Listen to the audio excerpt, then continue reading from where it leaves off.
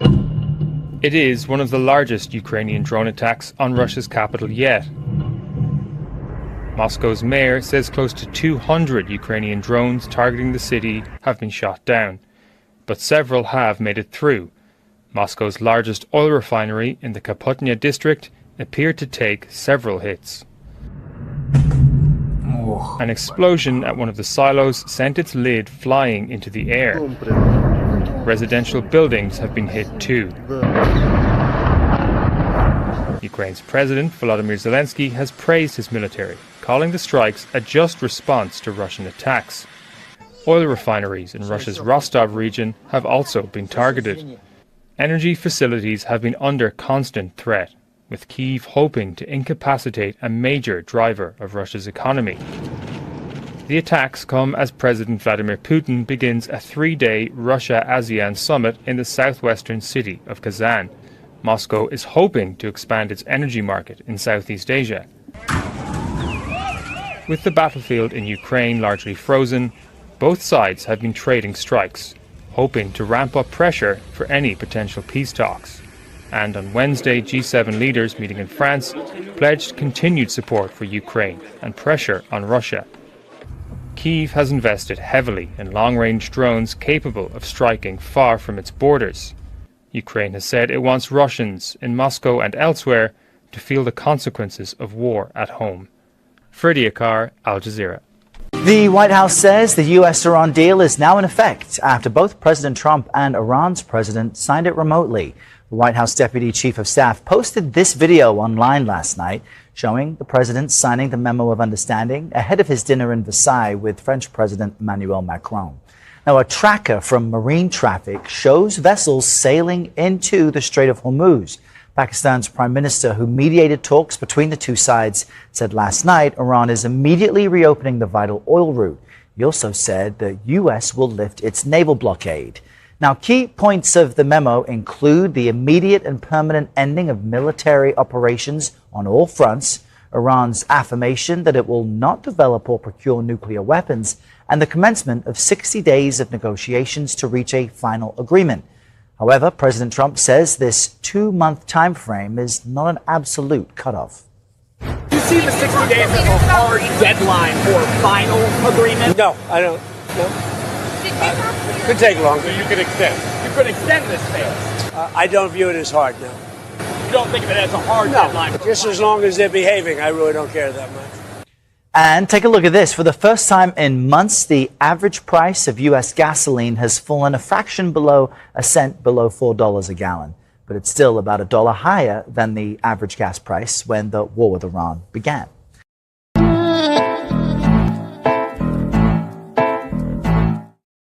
Hey, good evening. It's the Whiners episode 87. It's Ryan, Morgan, and Jeff with you. And 2 a.m. It's in Moscow.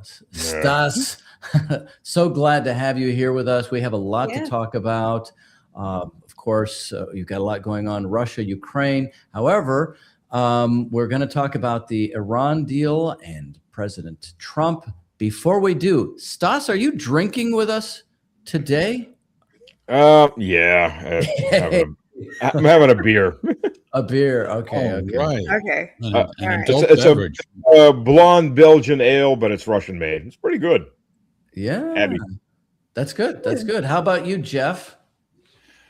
Well, it's an even numbered or an odd numbered day, so yes is the answer to your question. I'm drinking a rather mediocre but inoffensive Meluso Rosso Italian red.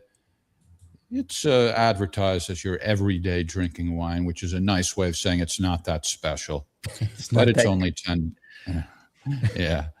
But what the hell? I'm among friends. That's the important thing, right? When you're drinking with friends, that's what counts, the companionship. Morgan, how about you? I wish I was actually. I really actually wish I was, but I'm just drinking water today. Oh man, Morgan is so much fun when she's drinking, but of course we all are. We all are. I am drinking this is Lost Chapters. This is a what do we call this wine? Let me look at the bottle here again. It's a Cab Franc, I believe. Yep, it's a Cab Franc, and it's very smooth, very tasty wine. You can only get it in California and Texas. So sorry, Jeff. I was going to recommend it to you if you can find it. That's good. Do you know why that is? Yeah, that's because we're now snobs, and in Texas we have our guns and we have our special wines. Yeah, in other words, they couldn't find a distributor. They couldn't find a distributor to sell. What's that? Mouthful of smooth and vibrant. Yeah, that mouthfeel. The mouthfeel. Oh, mouthfeel. Okay, mouthfeel. Good. I'm glad that's you looked actually at even that. worse. Well, the front of your even mouth worse. tells you if it's sweet. Front of your mouth tells you if it's sweet. The back of your mouth tells you if it makes you pucker, or if it just kind of feels smooth on your mouth. It's all goes into it. So there you go. There's a buddy from St. We have a Petersburg. Russian audience tonight. Yeah. We have an international audience status. That's true. That's true. Now I have a question. Did Donald Trump blink? Did he want to get out? Was it the fact that we might be running out of the strategic oil reserve? What do you think finally got us to the point of a deal being signed? And do you think that it's going to stick? Well, everything above. Well, first of all, yes, the U.S. is almost out of oil. Strategic oil reserves is looking more like about 2 weeks worth, because apparently the U.S. strategic oil reserve. Okay, you know the difference between U.S. and China. So China has this gigantic oil reserve, and everybody in Southeast Asia, they all come running to China's door, and they're all knocking on the door and going, "Oh, it's cold outside. Can we have some food?" And the Chinese ants go, "Sorry, grasshopper, should have prepared better for winter. Go away now. Our oil is ours." Meanwhile, the U.S., being the magnanimous country it is, and that the government really doesn't give a damn about its citizens, goes, "Hey, anybody want to buy our oil? Sure, it's our oil reserve, but it's not really ours. It's not like for our people. We'll sell it to anybody and everybody who wants to buy some barrels." And the problem is the U.S. is a net oil and hydrocarbon product importer, about 8.5 million barrels a day. U.S. hasn't built a refinery in 30 years. That's one. Two, half the U.S. refineries are geared for heavy sour crude, which is really thick, viscous crude with a lot of sulfur in it. That's the stuff that comes out of it. Yeah. Beaumont, Texas, Lake Charles, Louisiana, Lafayette, Louisiana, all those places. That's the stuff that comes out of Venezuela. You can get some of it out of Canada, but since Venezuela is a no-no, the U.S. was buying it from Russia, which is Russian Ural brand crude is like that. And Iran also produces that. But problem is, again, you have to import all that. Mm-hmm. You can't do it out of Venezuela because Venezuela is producing right now at about 800,000 barrels a day, and it can't do anymore. The equipment's worn out, needs massive investments in 3 to 5 years. And massive, I'm talking about $30-40 billion worth, which apparently Uncle Sam's going to provide for Exxon and Chevron because they don't have. Yeah. They said, "Well, we don't have the money." So Trump said, "Oh, sure, the peasants will pay for it." So that seems to be on its way. But again, that's still going to take a couple of years. Crisis is here. Europe is basically out. The only reason Europe hasn't collapsed is because it's using American oil. Not that Americans need it. So you get what you get. So that's part of the situation. Part of it is Iran quite literally knocked the U.S. military's teeth in. Look, as hard as it is for most Americans to swallow, America has the biggest antiquated military and the most expensive antiquated military in the world.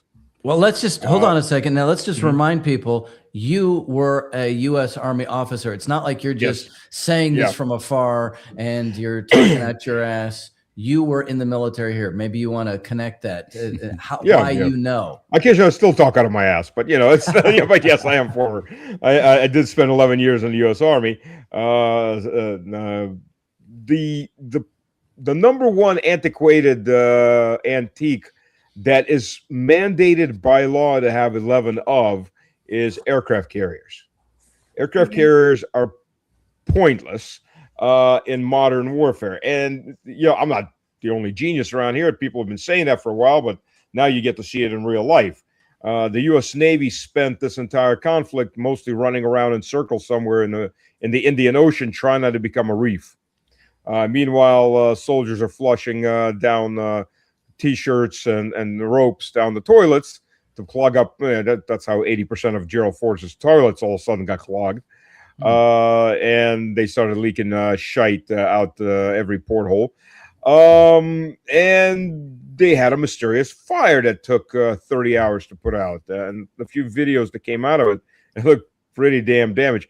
So even with a fire, some people are saying it was part of that soft mutiny. I think it was a hit, honestly, because look, these aircraft carriers. I'm an Army guy. I'm not a naval guy, but I've talked to naval guys, friends, and like the reason these things don't sink very easily because there's several thousand airtight compartments that can be all closed off. Okay, right. So if you have a fire and you close off the airtight compartment, what happens to that fire? Yeah, it kind of runs out of air. Yeah. Bingo. So if it's just a fire in one compartment where you're doing laundry, well, why didn't they just close off the compartment and suffocate the fire? But they fought it for 30 hours. It was a massive fire. It did massive damage everywhere, which leads you to think, well, what the hell? I know what kind of things can do that kind of damage. It'll cause you a 30-hour fire. It's either an internal explosion of some kind or an external explosion of some kind that breaches multiple floors, multiple levels. So, unless somebody takes some more videos, we're not going to know for sure. But that's my theory anyways. So that was a Gerald Ford. And then the Eisenhower, not the Eisenhower, the Lincoln, and who was Papa Bush? They were just doing circles. Well, the Lincoln was there doing circles. The Papa Bush arrived afterwards. But that's the point. That's all they're good for. Against a regional power. They can't. That's against a regional power. What do you think about the theory that was being floated around? I think Larry Johnson said it about Iran acquiring nukes potentially from Pakistan. Do you think that had anything to do with it? Or I've heard some people say that they don't believe in that, or what's your take? What Larry was saying, I had a long talk with Larry. He's a friend of mine. What he was saying, what he and Pepe Escobar got information from a Pakistani major. Major, I'm talking about as not as a rank, but as a major person in the government, who got the information, who was given information from the Iranians to pass on to the Americans, that Iran had several nuclear weapons that they developed. The technology is not a secret. It's been kind of that genie's been out of the bottle for the last 80 years. It's expensive to do, and it takes a certain amount of knowledge base, which Iran has. If they can enrich it to 80%, 60%, they can enrich it all the way to weapons grade. And then it's just a matter of, you pack enough material together. I think it's like 32 pounds, if I remember correctly, but 32 or 36 pounds of uranium, enriched uranium, and you just get a bang instantly. You get a bang. You get critical mass. So the question then is, how do you keep it together and keep it separated? And that's on a primitive level. That's done either with a pie format or a donut and a plug format, which is got to look a little offensive. You got a donut, you get a plug, and you keep a sheet of lead between them, and you got a charge back here and shoots the donut the plug, and you get an explosion. Or you get a pie with little sheets of lead between them, and it just you have explosive charges all behind each one of those pies, and when it hits the right point to explode, the explosions drive those wedges together, and you get nuclear explosion. You get chain reaction. That's not a super secret technology. Hell, you can look it up on the internet how it's done. For God's sake, it's a matter of getting it done and getting the centrifuges.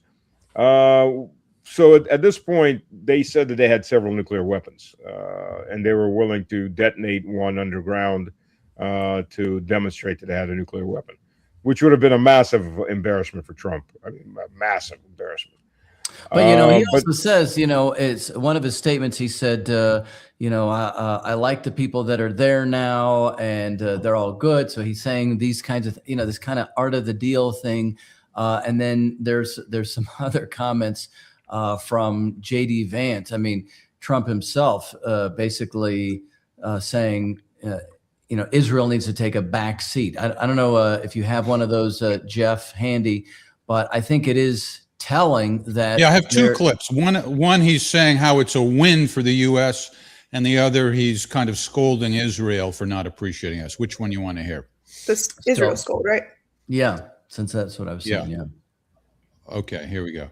I will say, and this does bother me, is that you've seen people within Bibi's cabinet who have come out and attacked the deal, and in some ways very personally attacked the President of the United States. And I guess my message to them would be twofold. Number one, Donald J. Trump is the only head of state in the entire world who is sympathetic to the nation of Israel at this moment in time. And he happens to be the head of state of the world's superpower.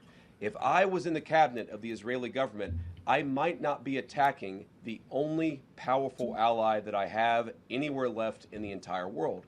And the second message I would give to some of those cabinet members, Bibi, to his credit, has not gone down this path, but to some of these cabinet members in Israel who are attacking the President of the United States, the other thing that I would say is that over the last 3 months, 2/3 of the defensive weapons that have protected your homeland have been built by American hands and paid for by American tax dollars. The problem for Israel is not Donald J. Trump. And anybody in Israel who thinks their biggest problem is the President of the United States needs to wake up and smell the reality of the situation that country is in. Thank you all. Thank you. Yeah, and so he's and then Trump said, they're a small ally. So what do you make of this? Is this just like trying to put what do they say, lipstick on a pig, or? Well, first of all, if you notice, Trump's, they're really nice guys. I'd like to meet the Khamenei, if we get the point to that. All started right after Larry Johnson and Pepe Escobar story broke that there was a nuclear weapon or nuclear weapons in the hands of Iran. Suddenly, that's the same time Trump suddenly did a 180 on his. Not a Baerbock 360, but a 180 on his attitude toward Iran. I haven't said that. Iranian news is reporting that they've been given information, secret information from Russia, that Trump is getting ready to do another attack on them while doing these negotiations. Yeah, I was going to say, it wouldn't be the first. Highly performative. This whole yes. The Axios Trump call with Netanyahu. This comes at a time where there's like this palpable disdain on the right of this Israel and America relationship. Kind of seems like it's trying to save face with that. And J.D. Vance, there's being floated that he'll be the 2028 ticket, even though his biggest, I would say, just like Trump's leader is Miriam Adelson. J.D. Vance's leader is Peter Thiel, which they are both heavily allied with, the project of Israel. So I don't buy it. Yeah, but Morgan, I mean, you have the Democrats saying Trump should not be backing down. Well, it doesn't mean it's not performative. It's like, professional wrestling, fake feuds. Exactly. Yeah. And the Democrats are in Israel's pocket just as much as the Republicans. In fact, the Republican Party, honestly, the Republican Party should look itself in the mirror and then go register as a foreign agent. Same with the Democrats, honestly. The Democrats have a little more leeway. They're not quite as bought. There's still a little more work for the Israeli lobby. But they're getting there. They're pretty close behind.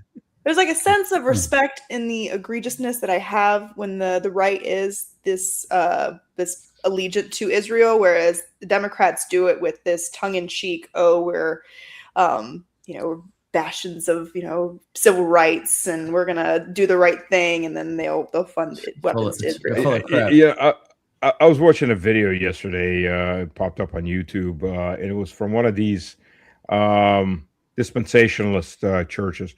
I'm Eastern Orthodox. To us, we're looking at these. First of all, Christian Zionists to us are just heretics, absolute heretics, and not Christians at all. Period. In any shape or form, they're more Noahide laws. If you're familiar with that is, righteous Goya, which are second class, and these guys are. This is a Sunday class. And the Sunday class teacher, and they got the kids sitting there, different age groups, but they got the kids sitting there. It's like, they're just better than us. The Jews are just better than us. You have to accept this. You're not as good as they are. Like, it doesn't matter which group you're talking about. When somebody's telling you that group, just because they're that group, are just genetically better than you. Like, holy crap. I mean, talk about cock. I mean, this is like racially cocked right there. I mean, geez, dude, seriously. And and they got a teenage kid that's going he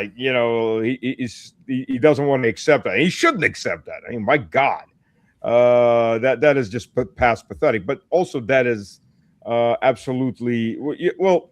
I know there's a bunch of different. The Protestants have like 30,000 different views on things, but for the Orthodox, what Ted Cruz called the replacement theory that's been come up with. Well, the replacement theory it's not a replacement theory. It's the theory that the church has had since day one, that after Christ, the Jews were those Hebrews and Gentiles that followed Christ. End of story.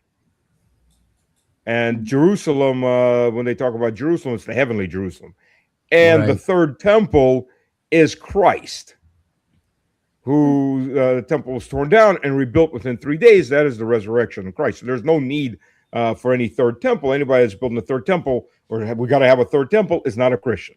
It's that simple, because he's not obviously believing in the resurrection of Christ. So, the very minimal two things to be considered a Christian is you believe in the Trinity and you believe in the resurrection. And if you follow like the Noahide laws, for example, those guys, they've got 7 laws: no blasphemy of God, no idol worship, don't kill, no murder, things like that. On the surface, they don't look bad, but when you go into the fact that idol worship and blasphemy is Christianity, to this, well, okay, yeah, that's bad if you're a Christian, anyways. So. Yeah, you look at these guys that are running in the U.S. Government. I mean, the same Paula Whites, the Johnsons, the Hegseths. I mean, these guys, they're psychopaths. Yeah, I mean, even here on the Whiners, we believe in the resurrection of precious metals. And the latest gold news indicates that despite recent price corrections, major financial institutions view the current dip as a strategic buying opportunity within a long-term bull market. Gold is trading around $4,200 an ounce, about 25% below its all-time high, which occurred in January of this year, and gold gained around 65% in 2025, which is the most since 1979. So I don't know how the latest geopolitical events might impact the gold market. What do you guys think? Well, go ahead, Stas. You go first. Yeah. Okay. Something that hardly anybody was reporting in the West. Back in November of last year, Russia opened St. Petersburg gold exchange. Physical gold only, no paper. And the seller actually has to deliver the gold to St. Petersburg. It goes into a gold vault, and the buyer gets his gold in 24 hours. And it's pure price discovery on the open market. So there's no manipulation from D.C. From New York. There's no manipulation from London. And the Chinese view is also the same thing. They're accumulating the physical gold, far less of the financial paper. lot of that stuff that went down was the financial paper. So I think that the rule is gold and silver are always going to be part of that diversification. I bought gold and silver from Goldco because they encourage stability and diversification. And I like to take that approach that since we don't know exactly what our government's going to do, then I'm looking at those countries like you mentioned, Russia and China, and also central governments who are saying that they want to be stable and they want to have a future. So anyway, Weiners.gold, that's where we have our friendship with Goldco, and people right, and you can buy gold and silver and physically possess it. That's it. Important. That's it. I did that. I have touch it. You can taste it. You can smell it. That's right. You can rub your face. Maybe, Stas, in fact, part of the stability question around resources is that still nobody is sure what Israel is really going to do, and maybe that's what Trump is doing. Is he's sending them a signal? Chill. We're changing direction. But the weapons spigot is still on. Well, that's what I'm asking. Yeah. So what do you think? Well, first of all, the U.S. is now very heavily deployed in Israel.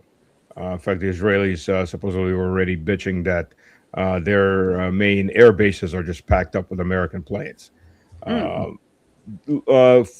Fifth Fleet Forward Command, it used to be in Bahrain, apparently has been redeploying to Israel.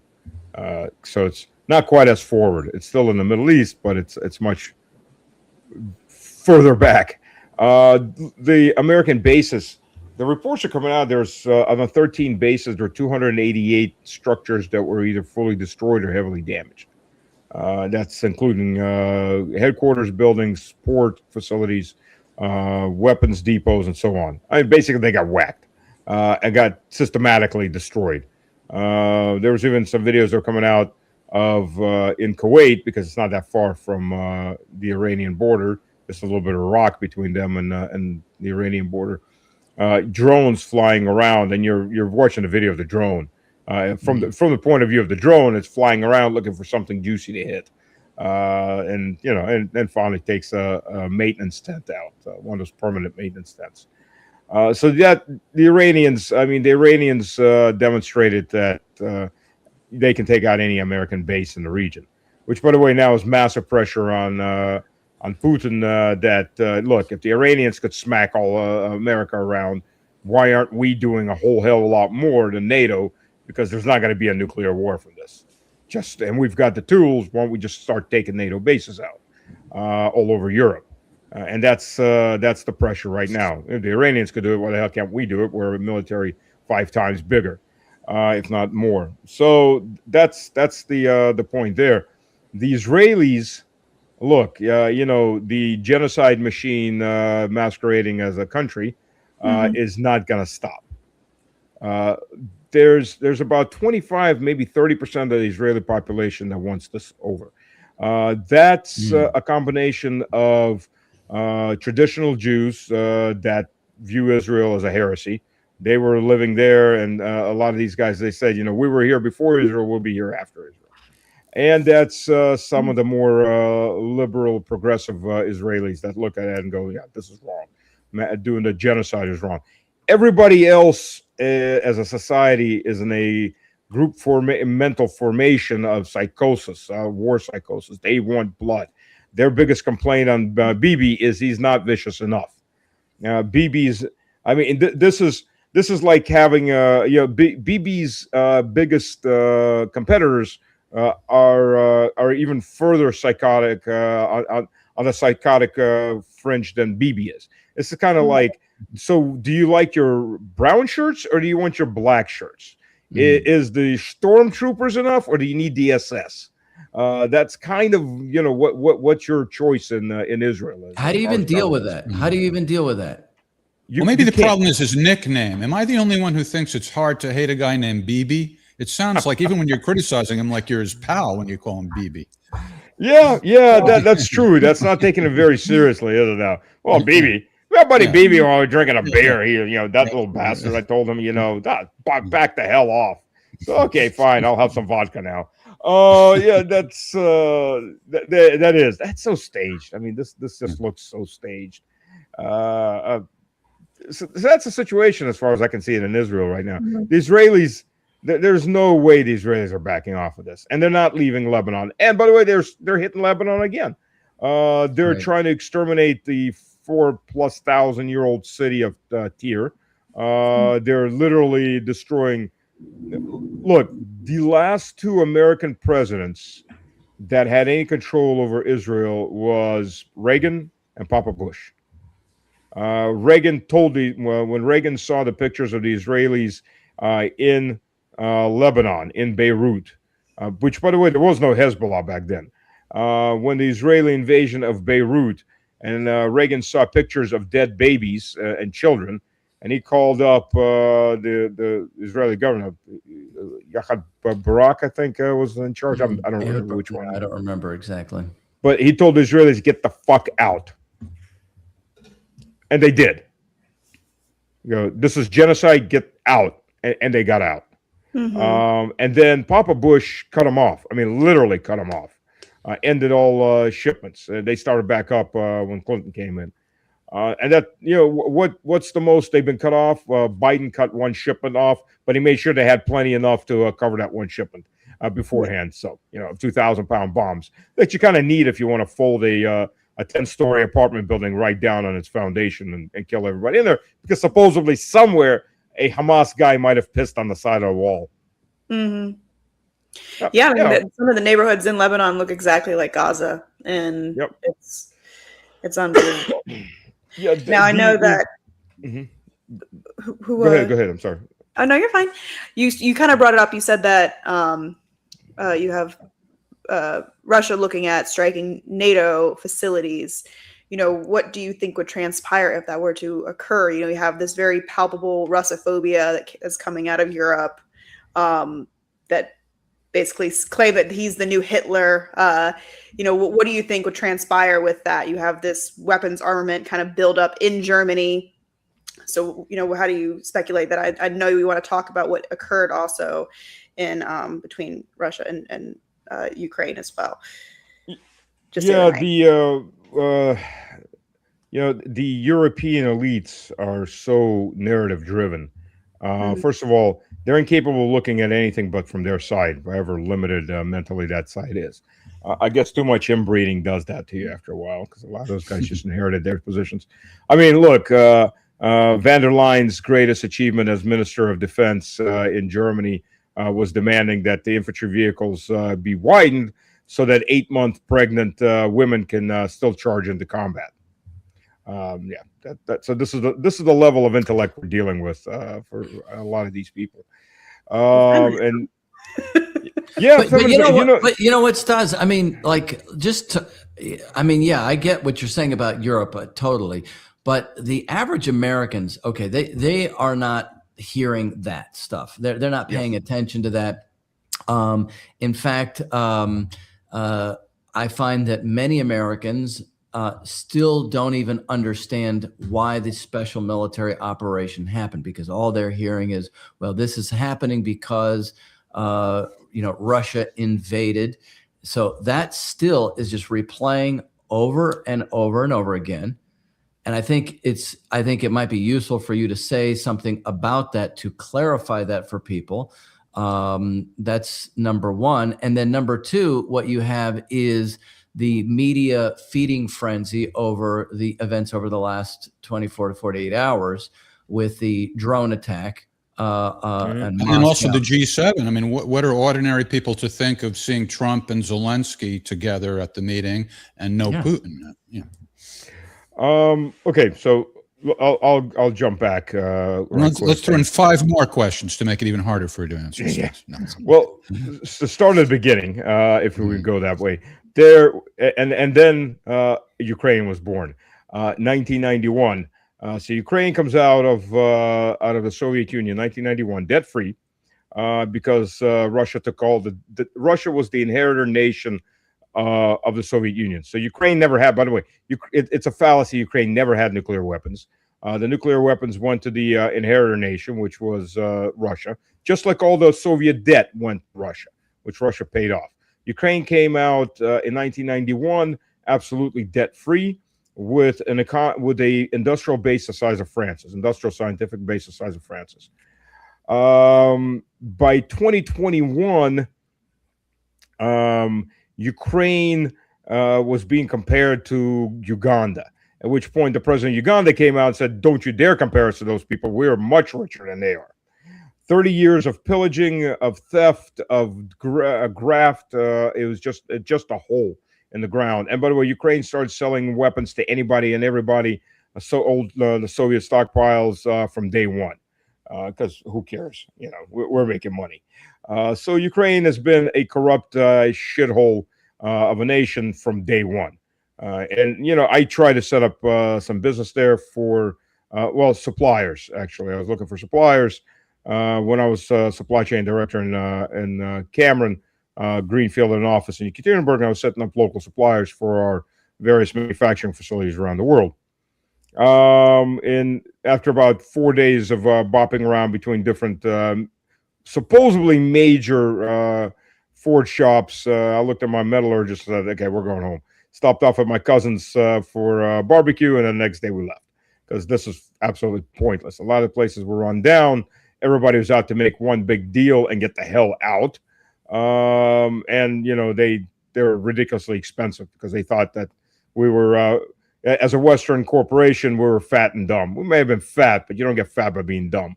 So that was Ukraine. Ukraine has been nothing but corruption. So having said that, Newland helps bring in a revolutionary government. They overthrow Yanukovych. Yanukovych was never really pro-Russian. He just wasn't pro-Western. But he was getting ready to sign this association deal with the EU, which he never read, because why bother? And he came into Russia, and Russia was offering him, it was offering a lot of loans to stay neutral, at least stay neutral. And when he came in, they said, have you even bothered reading this? I said, oh, obviously he didn't. Like, they started pointing out portions to him that you're going to bankrupt what's left of Ukraine because you're just going to become a dumping ground for the EU economically. So he came back and said, no, we're not going to sign this. We want renegotiation. Up starts a Maidan instantly, of course, financed by the West. And the Maidans, just understand, the Maidans always start with something like the students, the children, or some other, the pensioner group, whatever. But behind these Maidans are always the militia, the thugs, the Nazis, the Islamics, whatever, depending on the country. The job of the Maidan is to get the regular people out in the streets, and then when it hits peak level, then the militias take over and they start doing a coup, basically, which is what happened in Ukraine with Yanukovych. Which Yanukovych, if you're going to go into federal power and you're not willing to spill human blood, don't go into federal level of power. Just don't do it. Yanukovych at that point had the ability, if he had wanted to surround Maidan and just wipe these people out. These are the people that were throwing the Molotov cocktails at his police. These were psychopaths, basically rabid dogs from Western Ukraine, the not hardcore Nazi Bandera Nazis. He didn't. And because as he said later, well, I didn't want to spill Christian blood. Well, first of all, most of these people are pagans, but that's beside the point. Because you were afraid to kill a few hundred, maybe 1,000, several million people have died since. Could you? When the U.S. tried to do the same thing in Uzbekistan, the dictator was sitting in Uzbekistan at that point, Kamirov, I think was his name. He wiped them out. And Uzbekistan is prospering and has been a stable country since then. That's the difference. If you're not willing to defend the country that you're given in your hands, using whatever force you need, don't go into politics. Just don't do it. That's the reality of it. And there's always going to be groups that are trying to overthrow the government and create chaos and so on. So that what happened with that. So with Crimea, what happened? There were several buses of protesters, pro-government protesters, And once the coup happened, the people got on their buses and started going south back to Crimea. And they got stopped by the Azov types, who pulled the men off the buses and shot them in the back of the head, started beating the people and said, "We're coming down Crimea and we're gonna cleanse you." Well, their stupid move was they allowed at least the women and the children to leave. They got back to Crimea, raised the alarm. Everybody grabbed a rifle, and you instantly had militias taken over. And then the Russian military was already deployed in Crimea on those bases. And basically, that's where you got these 30,000 Russian troops. They didn't invade in, they're already on location. Exactly. And most of the Ukrainian army switched sides because they were themselves Crimeans. They were local units raised from local population. So then, we're not going to fight our own. And they just switched sides. That was Crimea. Now, in eastern Ukraine, the people rose up. And they demanded an absolutely unfathomable. They placed unfathomable demands on the government that no government should ever have to fulfill. That's just an impossible thing. It's called federalization. See, Ukraine is a neo-feudal kleptomaniac mafia state. So you have the big Don sitting on top in Kiev. And he puts these various. Kyiv. Is it Kyiv or Kiev? Kiev. It was Kiev. It will be Kiev. It still is Kiev, no matter what those with those knuckle draggers and mouth breathers from Western Ukraine decide to call it. They can go back to Poland for all that matters, and let the Poles call what they wanted. It's Kiev. Kiev. So what they were demanding, what the way Kiev. So you have the big Don sitting in Kiev, and they would take these oligarchs and they put them as governors over these various provinces. But they're not governors in the sense that they're there to govern. They're there to collect money. They're a sub-don, right? And each of these sub-dons has a sub-sub-don and a sub-sub-don. So they see businesses they're flourishing, they steal the businesses. Or they demand money payments out of these businesses. Or they steal whatever. They get a portion, and a portion goes back up to Kiev. They're there to harvest. They're not there to govern properly. So the people had this insane demand. They wanted to elect their governors. God forbid. How the hell do you allow that? They wanted to have a say in where their, revenues went, their taxes. So that's when they started shelling them and attacking. Right. Well, what happened was, first of all, the SBU started working. So in these early protests, for example, the governor of Kharkov Oblast said, "Hey, we need to form a militia to protect Kharkov from Kiev." And people signed up. And then he takes those lists of volunteers, turns around and gives them to the SBU. And also the SBU was planning agents in these demonstrations or videotaping demonstrations, figuring out who the leaders of demonstrations were. Then those leaders got a call in the middle of the night, and then they found their bodies in the woods with a bullet in the back of the head, arms tied behind their backs. And they weren't even trying to bury these bodies. They're just dumping them left and right. So that's how they put down Kiev. Kharkov. And when it came to some of the other cities, they weren't as successful. Mariupol, they quite literally charged in on infantry fighting vehicles, crushing civilians, shooting people up. That's how they put their foot down on that.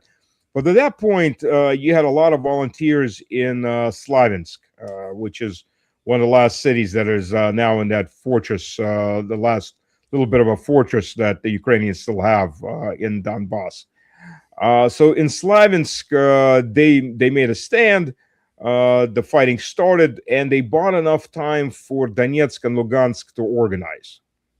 And part of that organization was getting rid of various Ukrainian troops all over that area. In 2014, because I was on a temporary, well, I was on a permanent residency in Russia, but I was on a residency, so I couldn't go fight because my family would then lose the residency because they're all hanging out for my residency. I myself am from Lugansk originally, but me and my neighbor we took a van full of clothes, collected a bunch of money, and we went down to Rostov. Rostov-na-Donu. Rostov, when all of this started, the Ukrainian army would just, in the middle of the night, open up artillery fire on villages. So people were grabbing their, running out of the house, grabbing their kids under their arm and running into the woods and the swamps and heading east. They couldn't go across the official crossing areas because the Ukrainians were shelling those areas on the Ukrainian side. They tried shelling the Russian side and they wound up getting a lot of response that killed them off pretty damn quick. So they stopped firing into Russia, but they were firing on the Ukrainian side on the official crossings. And at the crossing areas, the Russian emergency services were setting up camps to take in refugees. But the majority of refugees weren't going into official crossings. They were just going across the border, across these forests and swamps. And you wind up 2 days later, you have half-naked people with their kids wandering into Rostov, tired, shell-shocked, and so on. So the church was picking them up, feeding them, clothing them, and then sending them off to the emergency services, to these different camps so they can get the care they needed. And then who got housing in which city, who went to their relatives, because everybody's it's like Texas separating from the U.S. Half the people are related to somebody in Texas or in California, so it's that level. So at that point, we took a van full of clothing and supplies down there, and I'm quite literally looking at the people walking in at this church warehouse, and then people that were already there getting clothing, things like that. The church was putting together for them because and these people had literally run out in the middle of the night under artillery fire with their kids running for their lives. So that was 2014. Since after that, Ukraine started an illegal anti-terrorist operation, which is illegal by the Ukrainian constitution. But who gives a damn? It's a Ukrainian constitution. Nobody reads it. Definitely not the people in power. They started this very long war of extermination, and you can hear plenty of recordings. I don't know if there's a translation one. I can send one. I think it was the Ukrainian ambassador to Australia, who was talking about, we just need to exterminate all the people there. We don't need these people. I saw that recently. Recently. Yeah. So judge them by their own words. Both Lugansk and Donetsk have what's called an Alley of Angels, which is a monument to all the children that were killed. And the West was going, oh no, it's the rebels shelling their own kindergarten. So they take their kids to school in kindergarten in the morning and they go back and then shell it. I mean, you have to be a special kind of mouth breather to believe that kind of crap. But apparently there are plenty of those around. Unfortunately to say. U.S. news media. Yeah. So you get that. And then, and Trump ups the ante by giving them heavy weapons. Meanwhile, the SBU is being reformed by MI6 and CIA and Mossad into a terrorist mass murdering organization for repression. You get the Ukrainian army after it's been defeated several times by the rebels. It gets reformed. You get Minsk 1, get Minsk 2, and as we heard from Hollanday and from Merkel at the end of 22, when they both ran to the media and said, "Ha, we made a fool out of Putin. We never wanted peace. We're only preparing for big war to get Ukraine ready for a war with Russia." Trust us next time, please. So who do you trust in the West? Nobody. That's just plain how it is. There's nobody in the Western body politic right now, with the exception of Fitzo. Had Orban, that you could trust on anything. They're all in the same Epstein gang. That's what you get. So I don't Russia know if you can see the live chat, Stas, but the folks are saying they love your analysis. Yeah, some are commenting on the proper pronunciation of the capital of Ukraine. But more than anything, the people are asking about the drone attacks. You posted sort of a glasses half full analysis saying, well, sure, there was some damage, but a lot of the drones were thwarted. The half empty analysis would be, well, this is pretty significant damage. How should people interpret it? Well, First of all, just to finish up right quick, in February of 22, if you look at even the OSCE analysis, the amount of shelling had tripled, and the Ukrainians had massed up 250,000 troops to A, march into and exterminate Donetsk and Lugansk, and B, from the captured plans and detailed operational plans, they were planning on invading into Rostov and into toward Voronezh into Russia to try to create a internal government collapse in Russia. It wouldn't have happened, but that's what they were doing. So Russia came in on in February 22 under Article 51, right to protect. The U.S. has tried to do that in Iran. Oh, we're there to protect Iranian women. Yeah, from what? From your bombs? Yeah, okay. Don't bomb them. You'll protect them. In this case, Russia actually had the right to use Article 51. But then again, the Western media, of course, never bothers to mention that. And the conflict has gone on. And by the way, when they say the conflict is frozen, well, you mean if Konstantinovka is about to fall, is frozen. If Krasny Liman is about to fall, is frozen.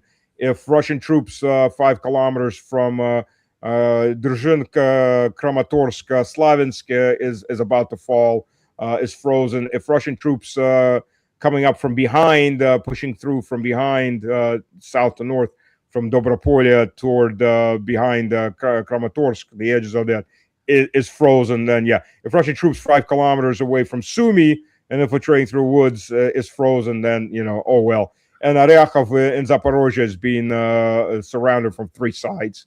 It's technically, Dnipropetrovsk is still pretty far away, but once Aryakov falls, there's nothing but villages heading all the way up to, and relatively unprepared villages, heading all the way up to Zaporozhye city itself. So, yeah, the front's moving, but the West is, again, Western media is, again, trying its best not to see that it's moving.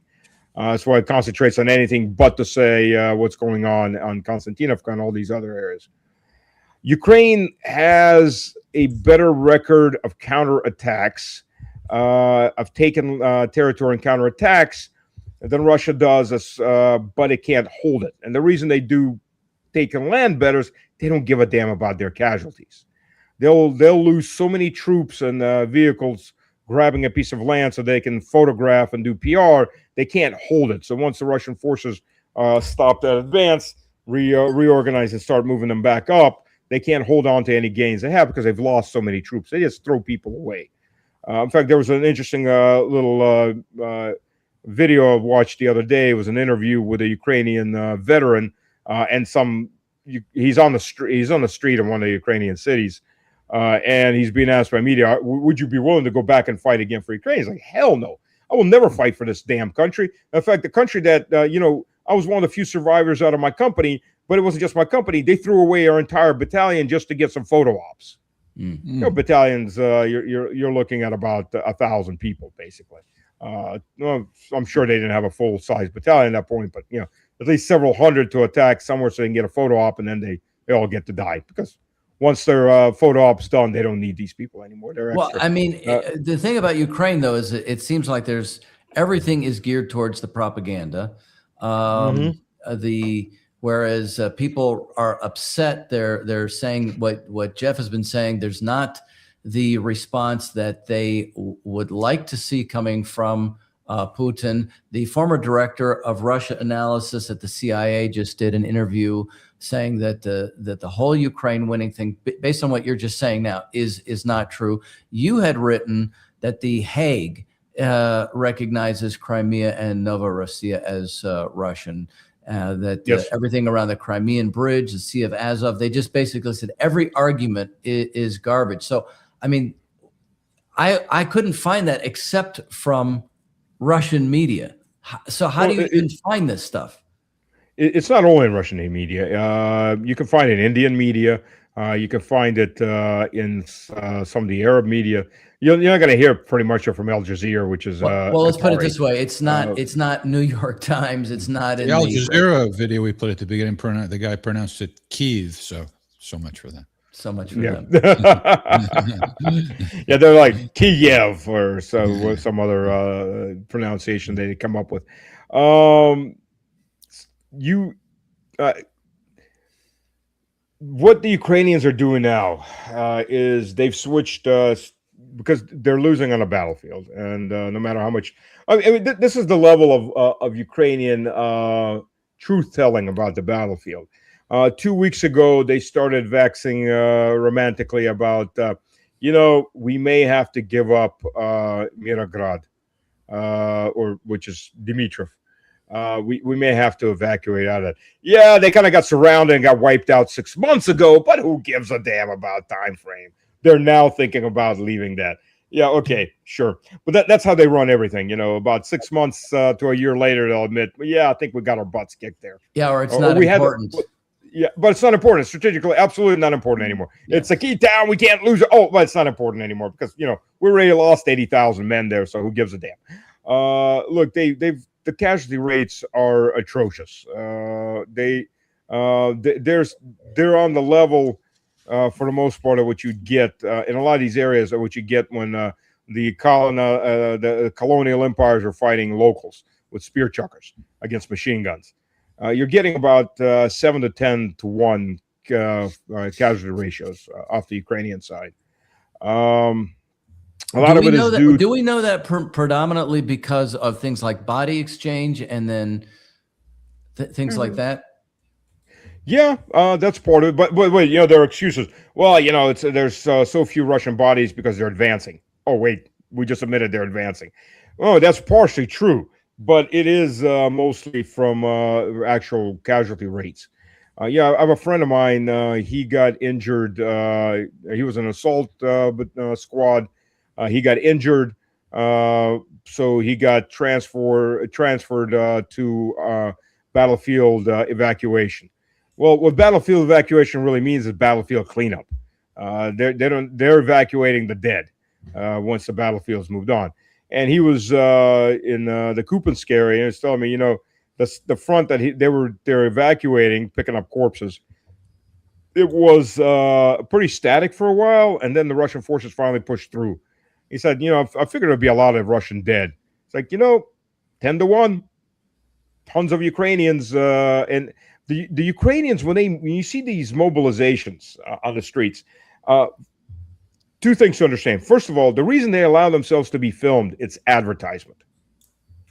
You don't want to be you don't want this to happen to you. You come to us, you give us $5,000, we give you a white sheet that you're not fit for military duty. You're excluded. You get picked up, that goes up to $10,000. You get into processing, that goes up to $20,000. That's the majority of the people don't have that kind of money. Of course, they get wound up, tossed to the front. Now, having said that, they normally get separated into two groups. The 35 and younger that are healthy, they'll get picked up by the assault battalions where they actually get training and they get relatively decent equipment. They're the quote elite. They're the elite mobile infantry assault battalions. Everybody else goes into the suicide squads. They're good for one hurrah. You're 40, you're 50. They're not counting on you surviving more than one hurrah. So they get no training. They get basically taught what end of the assault rifle the bullet comes out. They may be tossed in as garrison infantry on some portion of the front. And if you look at these guys that have been getting picked up lately as POWs, they look like they already came out of a concentration camp. Right. I mean, they're skin and bones. They're going into a Russian POW camp to fatten back up. Well, let me send you two. Let me put up two things on the screen here. One is this General Grinkowicz, who is a NATO commander, U.S. forces in Europe. He had this article. He said Russia is not looking for a conflict with NATO. Of course, a lot of what he said is, well, because NATO is a defensive alliance and we, have asymmetric. I think that's what he has to say because he's a military guy, but he is directly contradicting the political talking heads. Again, people I talk to, right? They claim, and even Danny Davis, I know you've spoken with him a number of times, where the people are saying, you know, Russia needs to strike back, like you said earlier, Iran, or you know, much harder. And he is basically saying that's not the way to think. However, I want to show you what Sergei Lavrov, the foreign minister, said. Get your reaction on that. Давно уже убежден, что слов недостаточно. Не случайно президент объявил какое-то время назад, после очередной выходки киевского террориста, о том, что мы будем теперь проводить массированные групповые удары на регулярной основе, по целям, от состояния которых напрямую зависит боеспособность вооруженных сил Украины. Это задача, поставленная Верховным Главнокомандующим. Наши вооруженные силы выполняют ее и будут ее выполнять.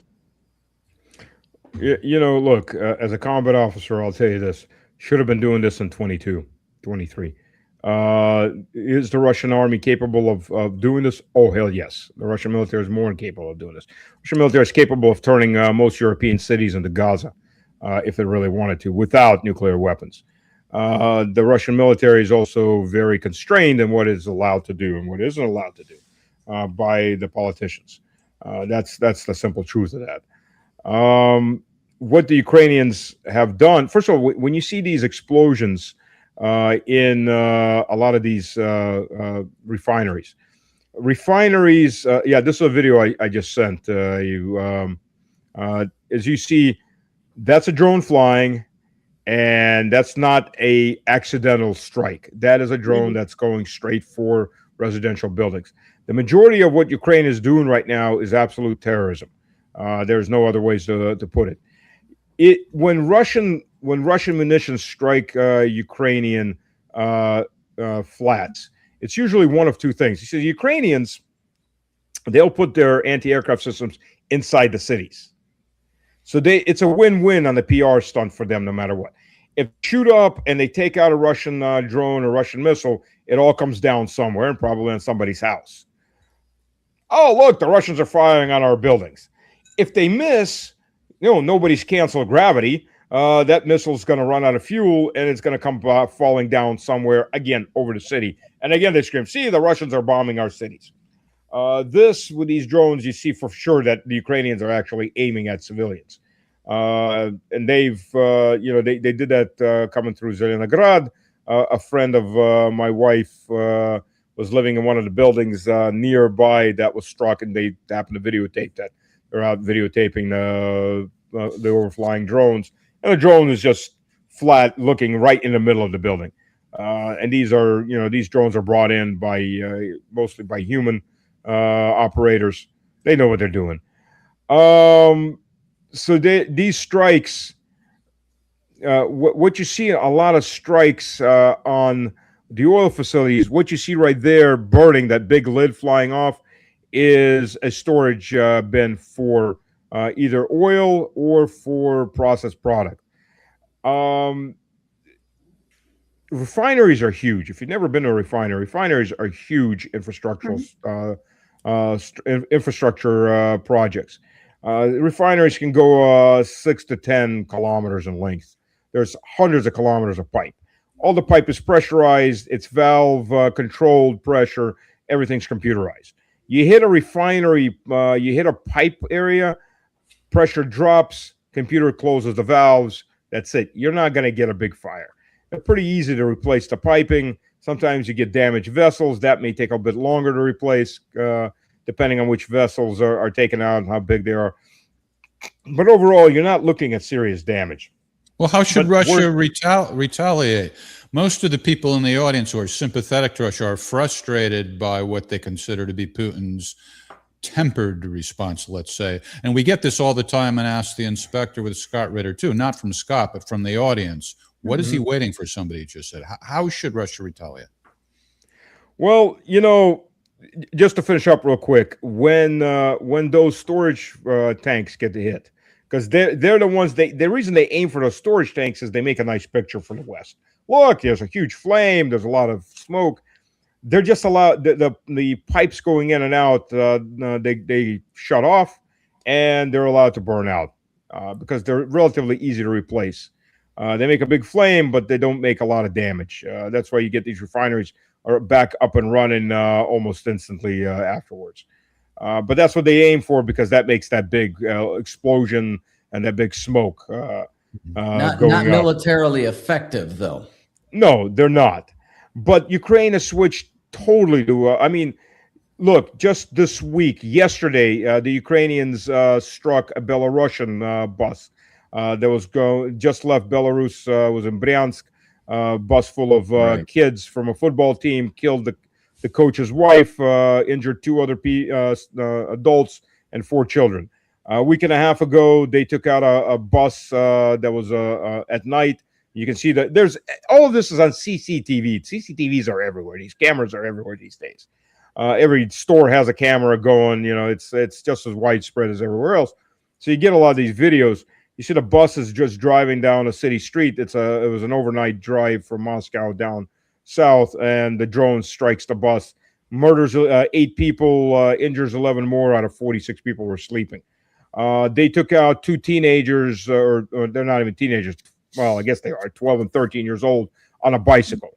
There's another video that came out, 4 kids in a car. They come screeching to the house, and they're all running in the house. They get in as a drone slams into the door.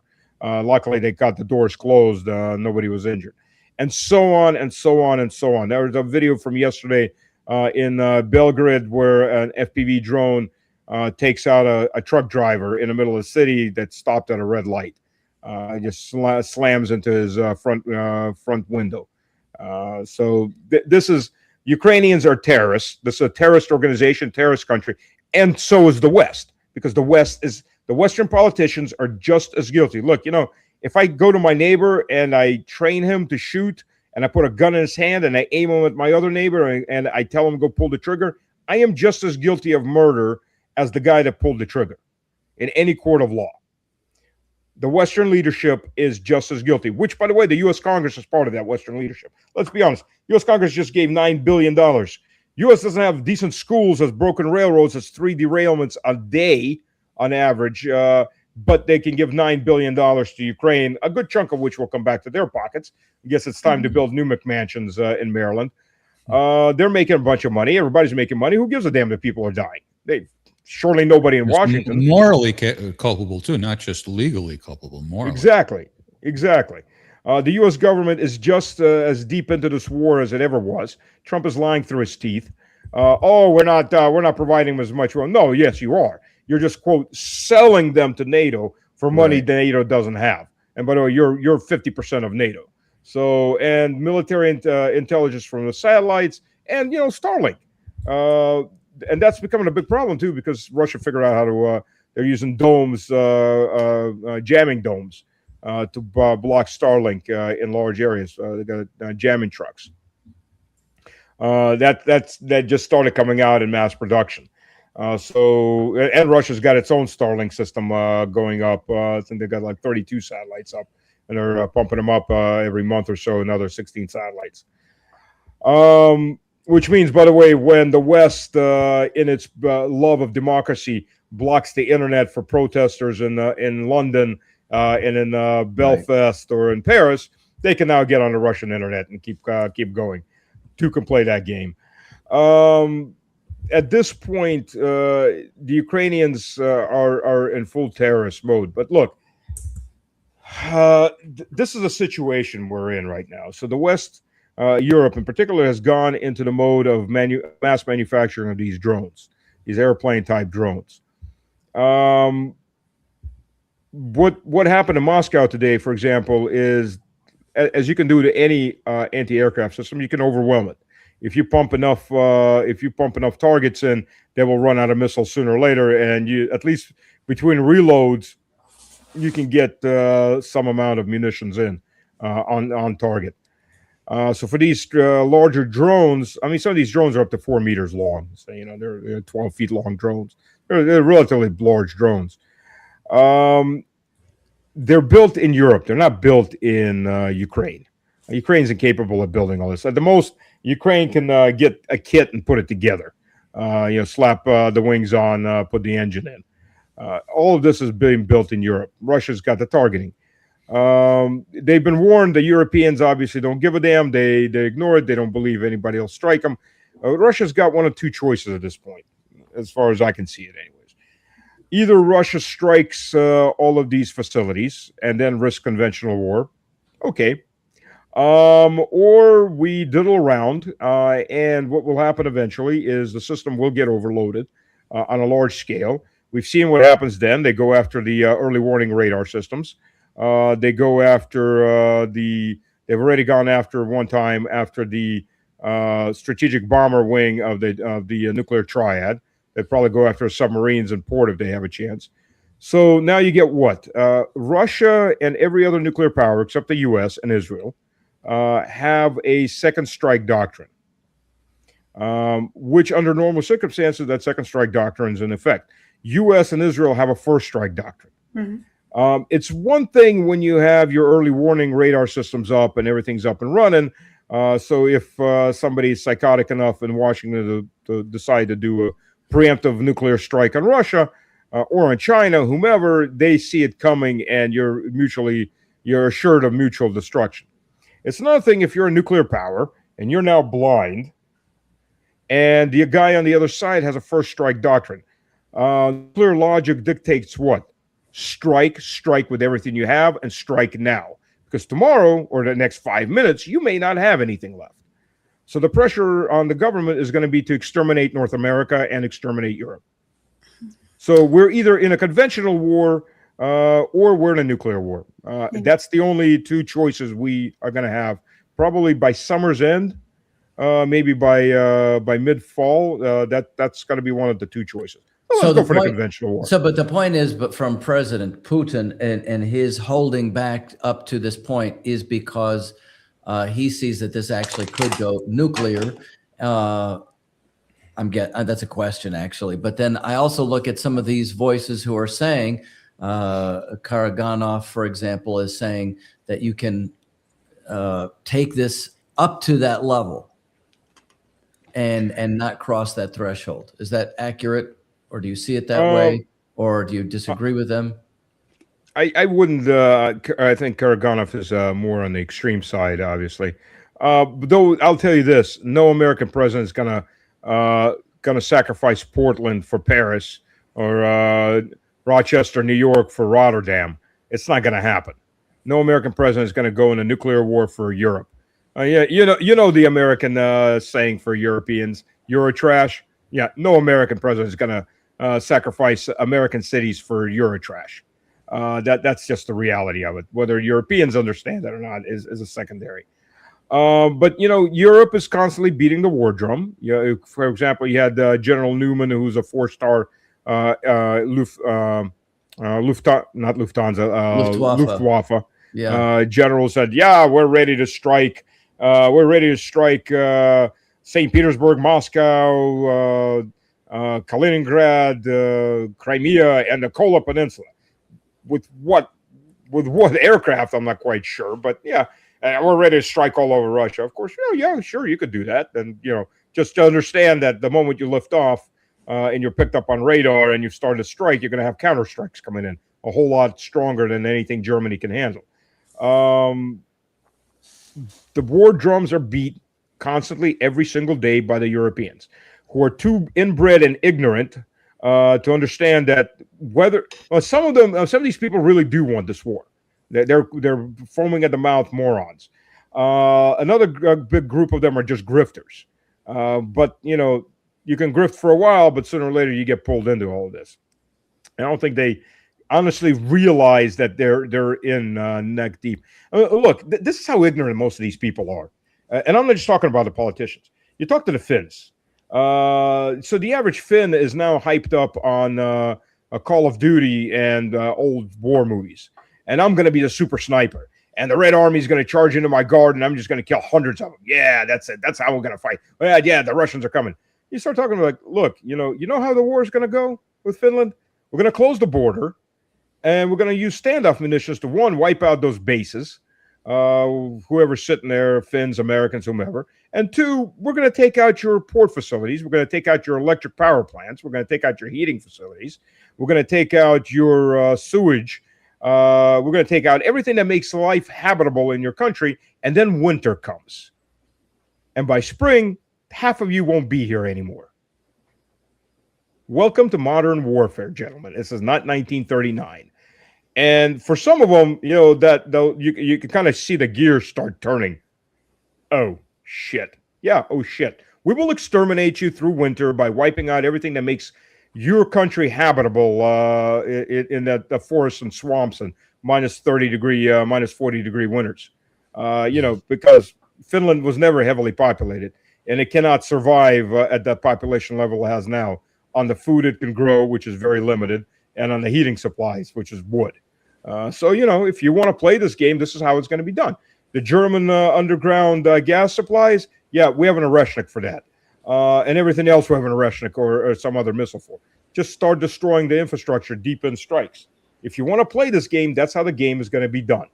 And then if they actually go for a conventional war, okay, Russia, mobilization capacity of Russia, if it mobilizes everybody that's had any kind of military training, is 32 million men. That's minimal, drafted for 1 year of service up to and including combat experience and years of service. It's 32 million men. That's a combat additional non-mobilized combat capacity. Well, and some women, of course, too. Russia is building about 1,200 new tanks every year right now. That's what the tank production's up at. They're not going to the front. They're being prepared for the big war. The majority of Russian munition capacity is actually preparing for the big war. Because, you hit the drum every single day, scream about, we're going to have a war with Russia. We're all going to go to war with Russia. Russia hears you. Well, since we're streaming to Scott Ritter's channel, I think it might be appropriate to point out that he said something 20 or so years ago that was very similar to what you were saying when you were saying, like trade Rotterdam for Seattle or Rochester for Paris or whatever it might be. Let me just play this clip. This is Scott Ritter making a very similar point with regard to a possible Iran war back, I don't remember the exact year, but it was 20 or so years ago. Pick your city. Pick your city. Tell me which one you want gone. Seattle, LA, Boston, New York, Miami. Pick one, because at least one's going. That's if there were a nuclear attack on some other city. Yeah. Russia isn't going to go down without taking everyone with it. That's just nuclear superpowers don't lose wars. They exterminate everyone. That's how it happens. Just like the U.S., if the U.S. is facing the exact same thing right now, the U.S. would be launching nukes every which way. That's the reality of the human mindset and nuclear logic. You want to take me down? Sure, there won't be anything left of you, and that's the reality. The Europeans are the European leadership is bottom dwelling madmen. They're knuckle dragging themselves into the apocalypse, and they don't. Some of these guys are, I guess, prowling on flying out to the U.S. I don't know. You get to the places like the Baltic states, those little parasite statelets. All their leadership are dual citizenship. They're not planning on sticking around once this war starts. They're making money off of it right now, and they're going to get the hell out if they can. They have a chance to get out. They're all going to get out. Let the peasants fight it out. That's the attitude for all these people. Van der Leyen, she'll be running to the U.S. the moment she's out of power. She's got a criminal case for $1 billion that she stole over her head, over the jabs from Pfizer. So all these people, they're criminals. Most of them are insane or absolutely stupid. They were promoted. The U.S. The U.S. Created most of these people. I mean, let's be realistic and honest about this. So the U.S. controlled. There was a thing called Operation Gladio, the stay-behind armies that kicked off back in 1948. It ran parallel with Operation Condor in South America. So the U.S. was able to keep control over its allies in Western Europe and through the neutral European countries through terror. It finally fully came to light in 1991 in Italy, where the then I can't remember who the prime minister was. They were changing prime ministers every year at that point. Came to the parliament and said, "Look, we have foreign armies basically stationed, and these foreign armies were made up mostly of CIA assets from the local security services." And they'd been staging murders. I mean, hell, they tried to murder de Gaulle and his entire family. De Gaulle took it personally. He had them all killed.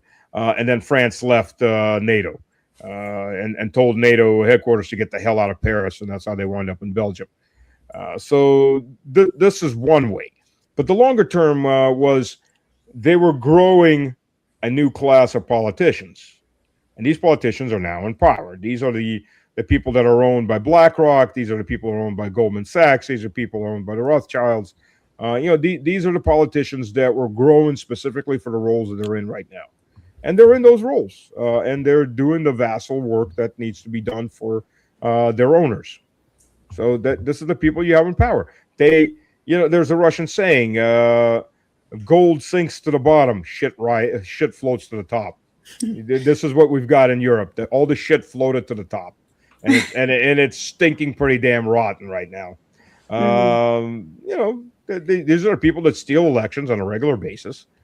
These are the people that beat the crap out of their own people. These are the people that do mass arrests for thought crime. I mean, look, the UK last year alone arrested for internet thought crime. They arrested 16,000 people. They were literally letting murderers and rapists out of prison because they don't have enough places for thought crime. These are the same people, by the way, that refuse to look into grooming gangs, probably because most of the elites are their customers. These are very broken societies, and the best way to do what do you do when all things are going down in a broken society? You go to war. One, you get to get rid of your opposition. You send them to the front, or you shut them up under martial law and execute them for treason. And I don't think for a second these so-called democracies wouldn't do that. This is Europe. This is Europe reverting to what its natural state is. All right, well, Stas, if people want to follow your work, I guess there are two ways to do it. One is on X, and it's easy enough to find you there by your name. And then on Substack, it's a little bit more of a challenge. I don't know if dumb Americans can remember this, but the last time you were with us, you explained the significance of that. But I don't know if that's... Zmi Gorinich is a three-headed dragon in Slavic mythology. It's like one of the few good names that wasn't taken already. Substack was pretty. Everybody's on Substack, I guess. And then also on YouTube at Mr. Slavic Man, Slavic with a K, all one word. Okay, say that again so people remember it. On YouTube, it's at Mr. Slavic Man. Slavic with a K, not a C, and it's all one word. Okay. Okay, got it. That should be easy to remember him. Well, thank you so much. Very informative, and you're a good guy, good sense of humor. We appreciate you staying up late for us. Yes. That's right. Yeah, we'll get you back soon. It's 3:30 in the morning. I need to get some sleep. All right. Thank you very much. I'm down to water. My beer's over. So. All right. We appreciate you being with us. Thank you very much. We want you to come back and tell us more later on. Thank you. Yep. All right. Thank you. Take care. Bye-bye. Bye. All right. I hope he doesn't have to get up early tomorrow morning. That's right. He earned it. He can sleep in tomorrow. Yeah, hopefully. He might be busy because there's a lot going on. That's true. What do I know? I think Scott is still in Russia. Is Scott still in Russia? I think so, but I'm not sure. No, I'm not sure either. All right. In any event, Ask the Inspector is on hiatus for the entire month of June, and we will be back on July 1st. All right. What's going on with you, Morgan? Are you still doing that show with Ellen Jimerson? No. We we no longer are doing the show. She's still doing the show with probably a more suitable co-host that's more involved in the transgender community and stuff. So it's still going on. It's still a great show. Encourage everyone to check it out. All right. But I still do the show with Senator Black on Saturdays. Oh, that's right. Okay. What time do people see that, and where can they find it? It's on X, YouTube, on either Richard Black's page on X or his YouTube channel, Focus on the News. And we also stream to Jose's X channel as well. So Jose Vega. A plethora of opportunities. And Ryan, you have been chatting a lot with Larry the Shirt Johnson lately, and a lot of that can be seen on our channels, right? Yeah, we do post those on YouTube, and it's very good, very informative to talk with all of these different guys. Yeah, I haven't shaved. Totally, I'm gonna grow out my beard. So there you go. All right, anyway, and the place to find where we stream and also where our recorded shows are archived is ustourofduty.org. That links to at the very top of the homepage to all our different social media channels. So that's the easiest way to find us and find everything we do. Right. The ones with Larry are on East Calling at East_calling on X. They also have a Telegram channel. So we talk weekly, and we learn a lot from Larry. I love him. I even got myself a Hawaiian shirt just to be in the right. Blend in. Yeah, to Why blend not? in, to not Why stand not? out. All right, and then one more plug. We do Probable Cause on Tuesday nights, and that's about police and legal issues, and I do that with my co-host Greg Dillon, the former FBI agent, the FBI whistleblower. All right, I guess that'll do it. Thank you, Ryan and Morgan, and thanks to our beloved audience. Nighty night, everybody. Good night.